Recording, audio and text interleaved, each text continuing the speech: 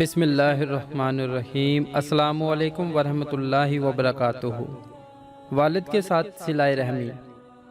نبی کریم صلی اللہ علیہ وآلہ وسلم نے فرمایا، جو شخص اپنے والد کی وفات کے بعد اس کے ساتھ صلہ رحمی کرنا چاہے جبکہ وہ قبر میں ہے تو اسے چاہیے کہ اپنے باپ کے بھائیوں کے ساتھ اچھا سلوک کرے۔ صحیح ابن حبان، حدیث نمبر 432۔